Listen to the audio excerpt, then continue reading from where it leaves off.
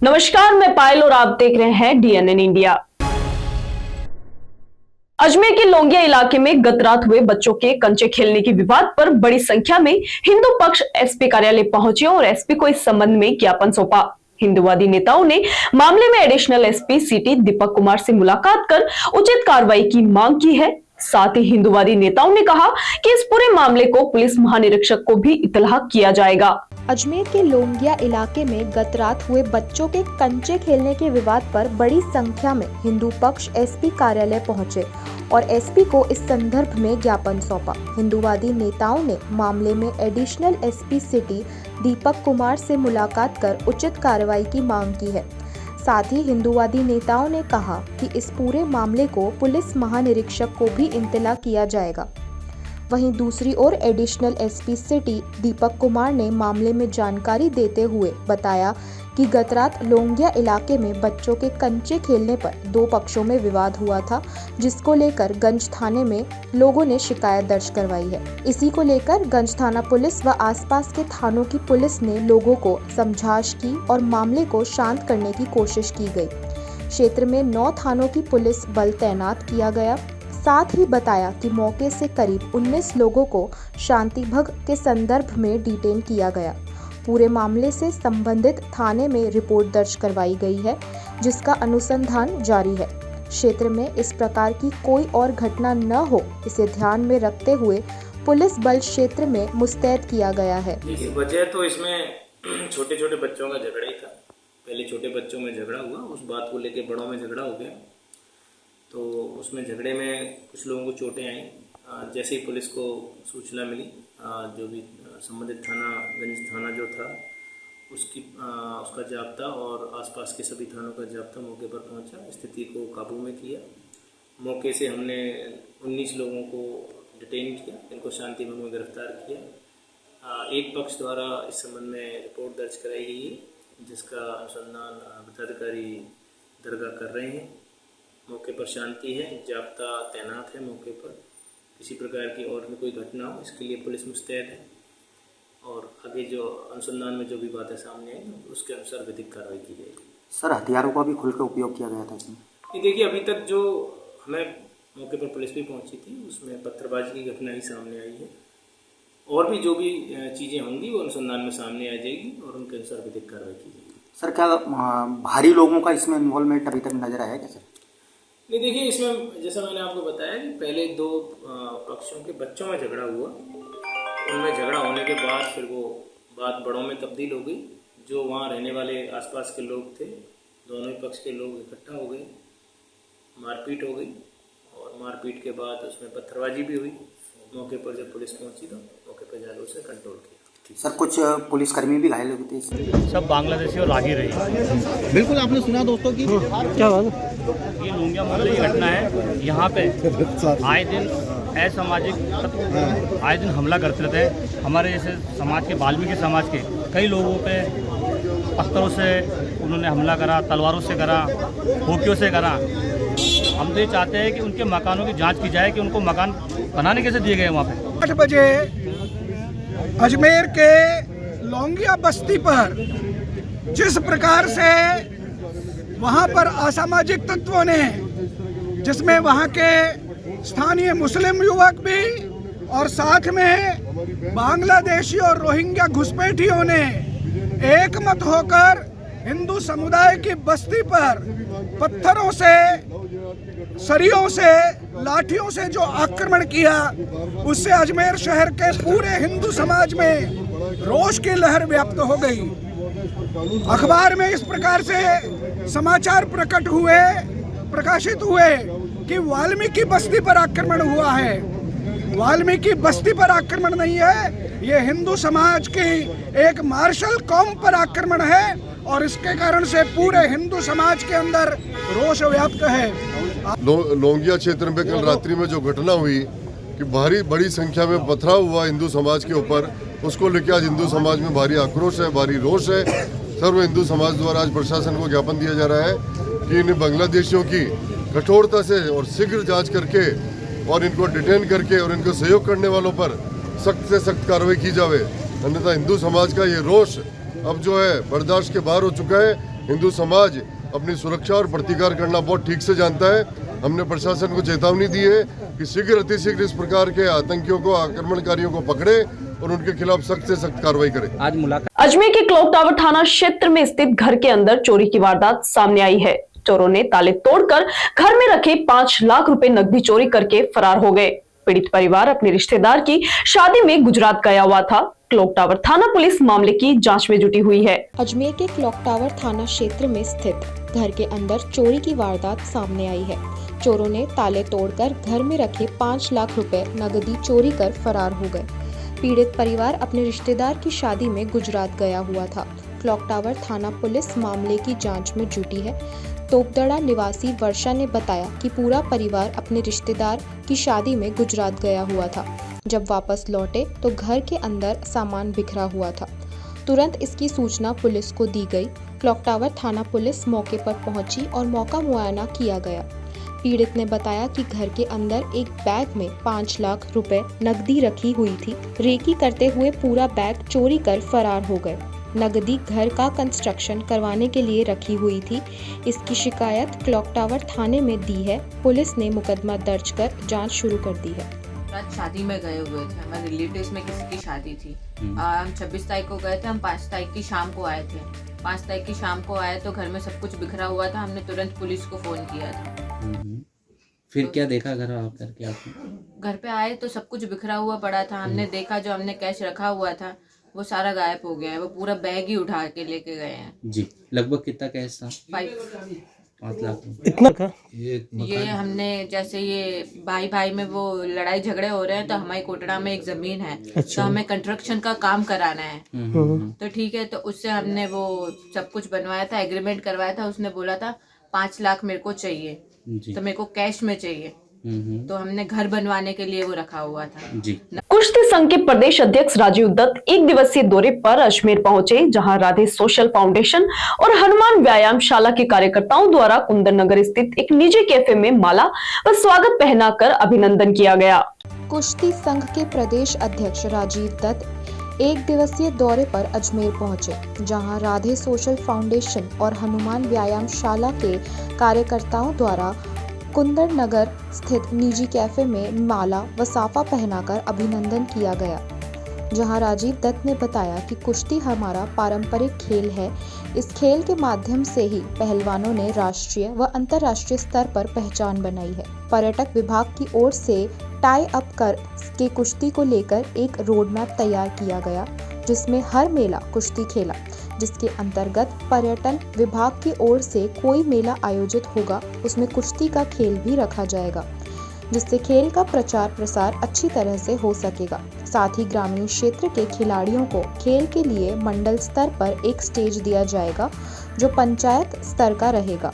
राष्ट्रीय स्तर पर यदि कोई खिलाड़ी पदक लाता है तो संघ की ओर से गोल्ड मेडल के साथ 1 लाख, सिल्वर पर 50,000 और ब्रॉन्ज पर 31,000 रुपए नगद राशि प्रदान की जाएगी। युवाओं को संदेश देते हुए कहा कि खुश रहें, मस्त रहें, स्वस्थ रहें, अच्छा पढ़ें और उज्जवल भविष्य बनाएं। वहीं दूसरी ओर कार्यकर्ताओं ने बताया कि प्रदेश अध्यक्ष से मिलकर कुश्ती व अन्य खेलों को प्रोत्साहन की चर्चाएं की जाएंगी और अनेकों स्तर पर खिलाड़ियों की प्रतिभाओं को निखारने के लिए प्रयासरत रहेंगे। कुश्ती हमारा पारंपरिक और ट्रेडिशनल खेल रहा है। हमारे पहलवानों ने इस खेल में हमारे राष्ट्रीय अंतर्राष्ट्रीय स्तर पर पहचान बनाई है। इसको लेकर हमने एक रोड मैप तैयार किया है एक्जीक्यूटिव कमेटी में कि हर मेला कुश्ती खेला। हमने पर्यटन विभाग से एक टाई अप किया है, जिसमें जो भी मेला टूरिज्म विभाग द्वारा आयोजित होता है उसमें एक रूरल स्पोर्ट्स के नाम से कुश्ती रखा जाए, जिससे इसका प्रचार प्रसार अच्छे से हो पाएगा। दूसरा, अपने जो खिलाड़ी हैं, जो ग्रामीण स्तर के बच्चे बच्ची कुश्ती लड़ने का शौक़ रखते हैं और जिनकी प्रतिभा का सही प्लेटफॉर्म पर प्रतिभा दिखाने का अवसर नहीं मिलता, उसके लिए हम एक प्रतिभा खोज मंडल स्तर पे लगाना का प्रयास कर रहे हैं, जिसमें पंचायत स्तर तक हम खिलाड़ियों को इस खेल में 2 ही सुविधाएं चाहिए होती हैं, लड़ने के लिए गद्दे कुश्ती और खुराक। इस दोनों की व्यवस्था पूरी हो जाए, ऐसा हमारा प्रयास रहेगा। सोशल फाउंडेशन की तरफ से आज यहाँ पर राजीव दत्ता जी का स्वागत हनुमान व्यायामशाला समिति के साथ हमने भी किया। इस अवसर पर वो आज यहाँ पहली बार पधारे हैं और जैसा कि उन्होंने बताया है कि कुश्ती को एक राजस्थान में एक विशेष दर्जा देने की वो प्रैक्टिस को कोशिश कर रहे हैं। और जहाँ तक मेरा सवाल है, मैं क्रिकेट से भी जुड़ा हूँ और हनुमान व्यायामशाला का मैं बहुत पुराना सदस्य रहा हूँ, फाउंडर मेंबर में रहा हूँ और इसी तरह मैं राधे सोशल फाउंडेशन का भी मैं फाउंडर मेंबर में हूँ एक। तो हमारी ये कोशिश है कि जैसा मेरे दिमाग में ये है कि जिस तरह से IPL क्रिकेट में होता और प्रो कबड्डी हुई, उसी तरह से कुश्ती में भी राजस्थान को हम इस तरह से कुछ करने की कोशिश करेंगे। जिस पर प्रथम बार अजमेर आगमन पर जब हमारे प्रदेश के अध्यक्ष कुश्ती संघ के हमारे सम्मानीय राजीव दत्ता साहब, जो कि लोकसभा अध्यक्ष ओम बिरला जी के OSDP हैं, और अजमेर आए, उन्होंने हमारा एक निमंत्रण स्वीकार किया। हमने उनका काफ़ी अच्छा स्वागत किया और हम कोशिश करेंगे कि एक राजस्थान का कोई भी सीनियर, जूनियर या सब जूनियर का राज्य स्तरीय प्रतियोगिता हम उनसे अभी निवेदन करेंगे कि वो हमें अलॉट करें। यहाँ रुकते हैं एक छोटे से ब्रेक के लिए, जल्द हाजिर होंगे खबरों की नए सफर के साथ। कैंसर बीमारी ही ऐसी है, चिंता तो होगी ना, लेकिन अब अपनी चिंता को बदलो विश्वास में, क्योंकि आदिनाथ कैंसर मेडिसिटी में है रेडियोथेरेपी, कीमोथेरेपी और कैंसर सर्जरी के उपचार के साथ आधुनिक सुविधाएं भी। विजिट करें आदिनाथ कैंसर मेडिसिटी एट चाची आवास Ajmer.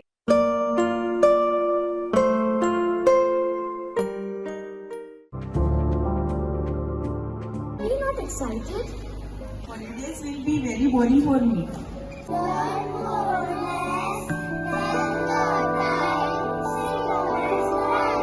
I opt for using black rice and sugar. This black rice has a very unique flavor.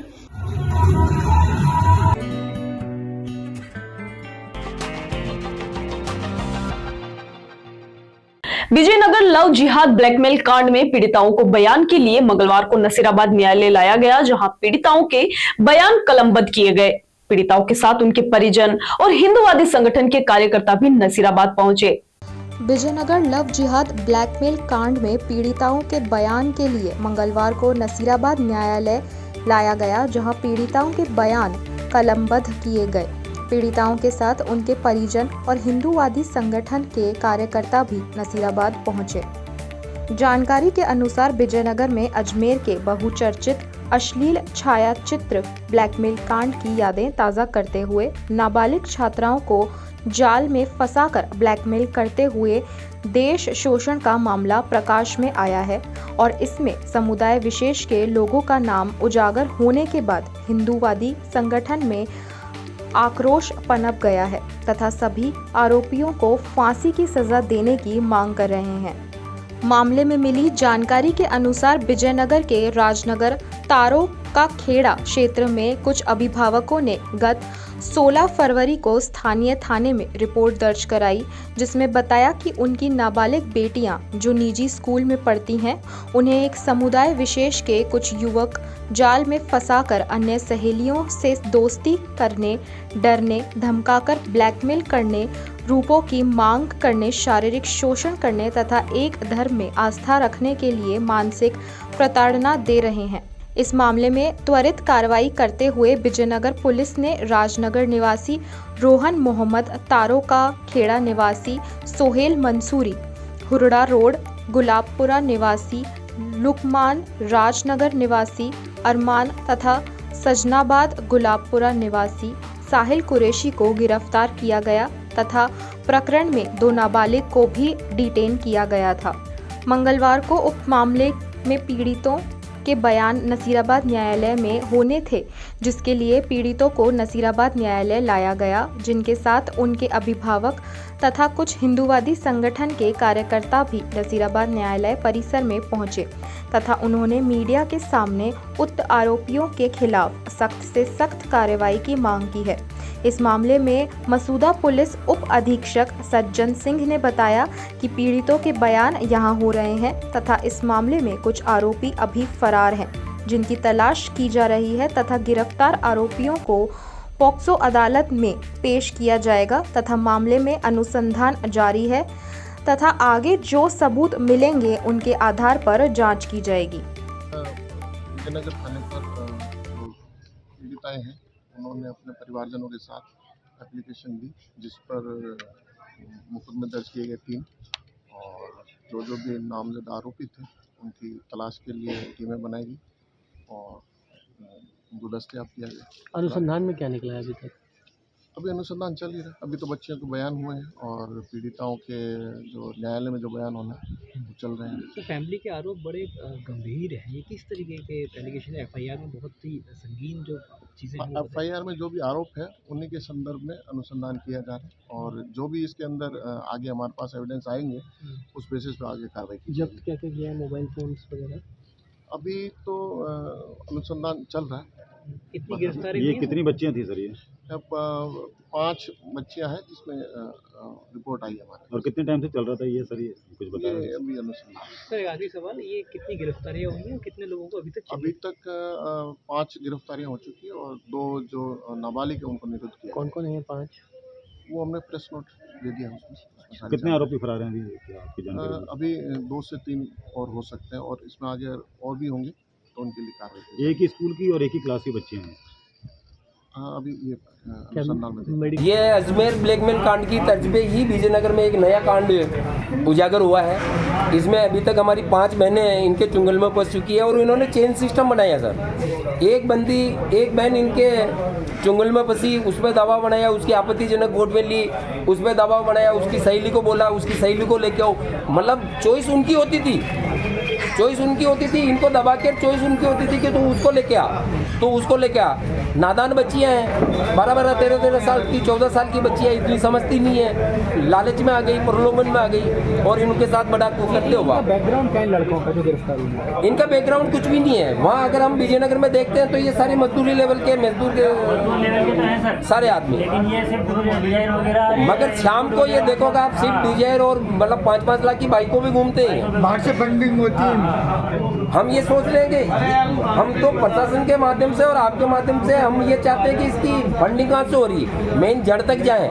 बंदे ने दावे किए हैं, बहुत से उन विधर्मियों ने दावे किए हैं कि इस समाज के वो मिल जाएंगे, इस समाज के वो मिल जाते हैं, इस समाज के हमारे को वो मिलते हैं। इसका मतलब कहीं से इनको फंडिंग हो रही है। और पुष्कर के पर्यटन विभाग की होटल सरोवर के सभागार में मंगलवार की सुबह आयोजित नक्शा पायलट प्रोजेक्ट के देशव्यापी लॉन्चिंग कार्यक्रम के मौके पर पुष्कर के शहरी भूमि सर्वे की ड्रोन कैमरे उड़ाकर शुरुआत की गई। ड्रोन कैमरा उड़ाकर पुष्कर भूमि सर्वे कार्यक्रम का आगाज किया गया। पुष्कर के पर्यटन विभाग की होटल सरोवर के सभागार में मंगलवार की सुबह आयोजित नक्शा पायलट प्रोजेक्ट के देशव्यापी लॉन्चिंग कार्यक्रम के मौके पर पुष्कर के शहरी भूमि सर्वे की ड्रोन कैमरे उड़ाकर शुरुआत की गई। आयोजित कार्यक्रम की शुरुआत नगर परिषद के आयुक्त जनार्दन शर्मा, निवर्तमान सभापति कमल पाठक, निवर्तमान उप सभापति शिव स्वरूप महर्षि, नायब तहसीलदार घनश्याम सिंह ने ड्रोन कैमरा उड़ाकर पुष्कर भूमि सर्वे कार्यक्रम का आगाज किया। नगर परिषद के आयुक्त जनार्दन शर्मा ने बताया कि शहरी भूमि की पहचान सर्वे का मुख्य उद्देश्य है। पुष्कर शहर के करीब 9.5 वर्ग किलोमीटर क्षेत्र का ड्रोन बेस सर्वे कर लैंड रिकॉर्ड तैयार किया जाएगा। भारत सरकार के भूमि संसाधन विभाग द्वारा नक्शा पायलट प्रोजेक्ट के तहत सिटी सर्वे प्रोग्राम का देशव्यापी शुभारंभ के सीधे प्रसारण को होटल सर्वे के सभागार में बड़े स्क्रीन पर दिखाया गया। कार्यक्रम में इस मौके पर भाजपा नेता अरुण वैष्णव, पूर्व पार्षद ओम प्रकाश, जयनारायण दग्दी, कमल रमावत, धर्मेंद्र नागोरा, महेंद्र सिंह खांगरोत, शंभू चौहान, समाज सेवी नारायण दायमा, एडवोकेट सुरेश कुमार नागोरा समेत कई जनप्रतिनिधि, नगर परिषद व राजस्व विभाग के अधिकारी व कर्मचारी मौजूद रहे।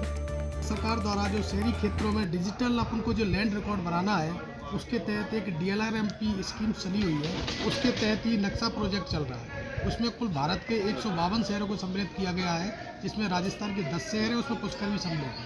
पुष्कर के अंतर्गत 9.39 अपना जो टोटल एरिया है उसका ड्रोन से सर्वे होगा। सर्वे के बाद डिजिटल रिकॉर्ड तैयार की जाएगा। उस डिजिटल रिकॉर्ड से जिस तरह ग्रामीण क्षेत्रों में जमाबंदी होती है, उसी तरीके से शहरी जमाबंदी बनेगी।